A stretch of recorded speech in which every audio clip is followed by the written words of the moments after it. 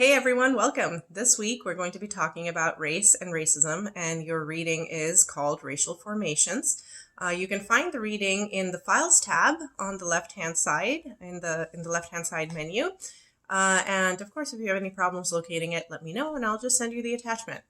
So this reading deals with racialization, or the process of making racial categories in the United States.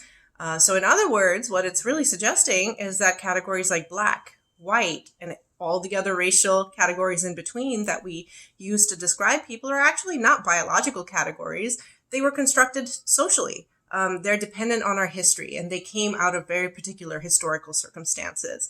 So it's talking about a bit of that history and that process of making races.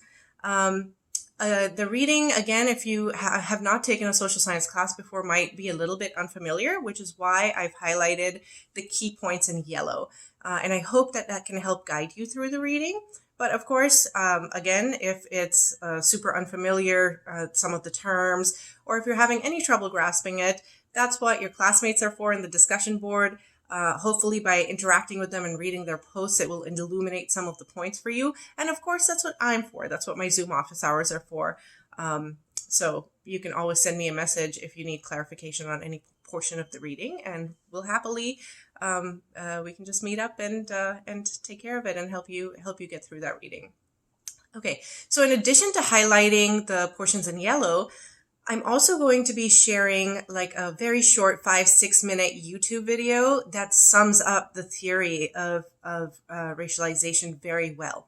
And what it does, in addition to talking about what racialization means and how these categories of race have come about, what it really does importantly is tell us why any of it matters. Why does it matter that some people are categorized as white and some people are categorized as Black and some people are categorized as Asian? Why does it matter? How are these racial categories linked to the real life outcomes of people? How do they translate into opening doors for some people based on their race and closing off opportunities for other people based on their race, right? So race matters because even if it's socially constructed, even if it's not a biological reality, even if it's something that's pretty specific to the United States, the categories that we use here in America, it's real in that the impacts are so real for people, depending on how they're categorized. So that video really sums up how these racial categories translate into opportunities or a lack of.